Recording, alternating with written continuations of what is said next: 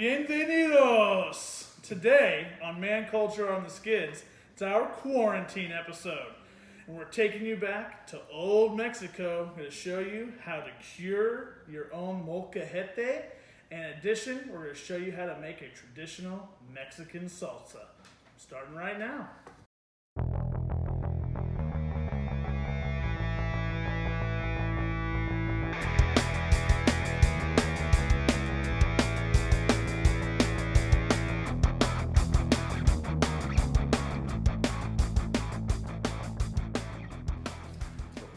Welcome back to Man Culture on the Skids. I'm Miles. This is Fredo. Tino, he's at home today practicing safe social distancing because his wife told him to. So I know what you're all thinking. You're sitting at home. You've done all the yard and the housework that you could possibly do. Now what? Right, Fredo? Right. Well, we're going to tell you what. Today, we're going to show you how to cure a molcajete right here. Traditional Mexican molcajete. In addition to that, we're going to show you how to make a salsa, a traditional Mexican salsa. So I'm going to hand it over to one of the guys who got over before they built the wall, Alfredo. Alfredo, what do you got for us today? Yeah, so this is a traditional molcajete. My wife actually gave me this one for my birthday. And these are, essentially it's a mortar and pestle. Same thing, you grind things in it. The biggest difference between that and this is that this is made of volcanic rock and it's porous.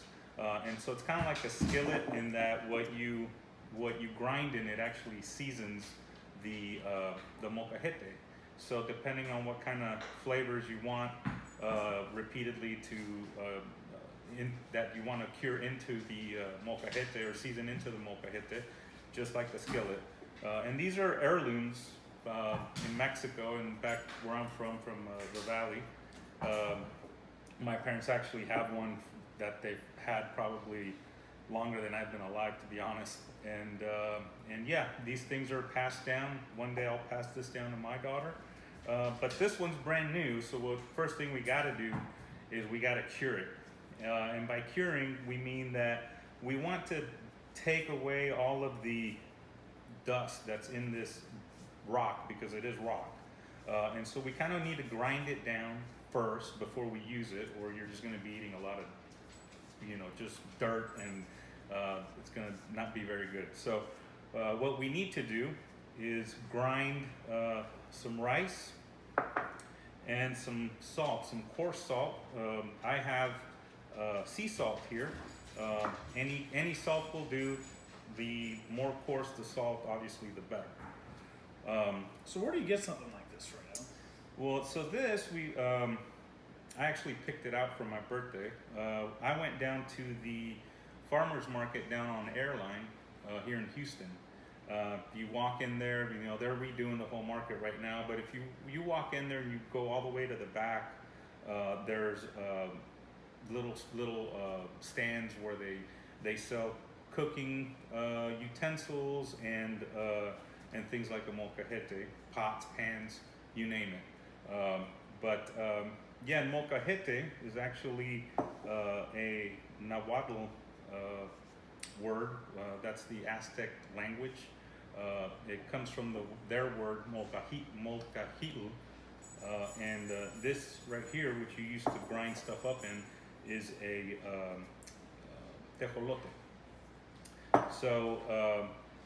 So yeah, I guess we'll get. Are there different sizes of these? Is it just one size fits all? Like, do you have any recommendations for what to look for when you're purchasing one? Yeah, I mean there are different sizes. You can get a really large one. They also have some other cooking utensils that are made out of this volcanic rock as well. They're used to grind corn for tortillas, and it comes in a long square shape, and then this would be almost like a rolling pin. Okay. But yeah, so I was doing a little reading up on these, Fredo, and they said they're about 5,000 years old. They've been using this utensil for about 5,000 years. Between the Aztec and Mayan cultures. Do you know that I was part Mayan? Mine? Yeah, Okay. it's true. Mi abuelita Really? was from Guatemala. Oh, wow. So she was part of the Mayan culture. So in addition to being the resident Cajun, I'm like 1/8 Mayan. Okay. Yeah, so this is actually, like he says, 5,000 years old. So it's pre-Hispanic. So it's before the Spaniards got to Mexico. They were using these for thousands of years. Well, that's awesome. Let's show me how to cure one of these guys. Okay, so now we're gonna start trying to grind this down a little bit so that so it stops, releasing all this dirt because it is rock. And so what we do is we just use some rice. It's whatever kind of rice you have. This is long grain, Uncle Ben's or whatever, and you just want to put about that much in there. Why rice, Fredo? I think, well, one of the things is that I think it's just a tradition, really, that they pretty much used what they had in hand to do this. You could use corn if you wanted to do some corn, and if you were going to make like fresh tortillas, you could actually grind up the corn in here and do it that way. I'm gonna use this primarily for salsas and things like that, and so the flavors that this is gonna get are gonna be just really to make the salsas just a lot more flavorful. And you see these molcajetes if you go to some like higher end Mexican restaurants here in town, like El Tiempo and stuff like that. And they do your tableside guacamole in one of these. That's completely just for presentation. It's actually, you don't need this to make guacamole. They're not really grinding anything down. They're just kind of mixing it up, and it just gives it a good presentation. But yeah, I'm gonna use mine primarily for salsas. So put some rice in there, put your coarse salt, and we're just gonna start grinding away. Is there a certain depth that you want to grind to, Fredo? Yeah, definitely. So right up here, there's this rim. You kind of want to go all the way up as much as you think you're gonna be because when you're doing things that are more liquid. That's Sorry, Frank the dog. That's Frank. When you're doing things that are more liquid, like making a salsa, it is gonna fill up as you're mashing things in here. So you do want to get as far up as possible. You don't want to have to do this on the top. But.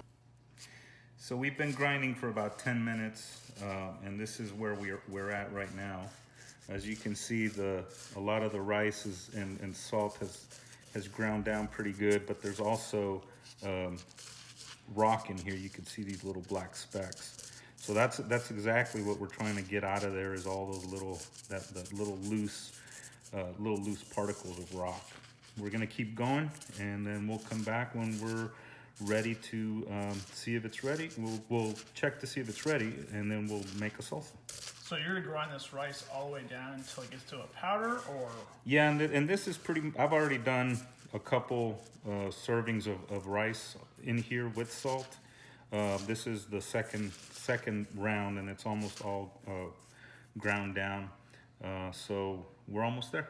All right, so we've been grinding more rice and more salt. It's about the third round here. As you can see, it's there's a lot of powder in here, a lot of ground down rice, salt, and rock.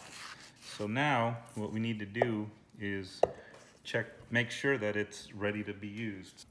So we dumped out the excess rice that was there. You can see there's still some bits of rice.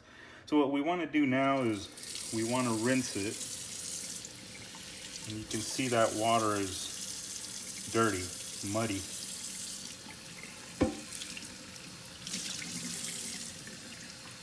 And so what we need to make sure now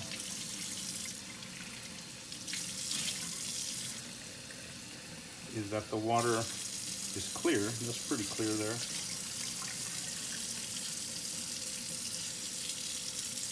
That just means that there's no dirt in it.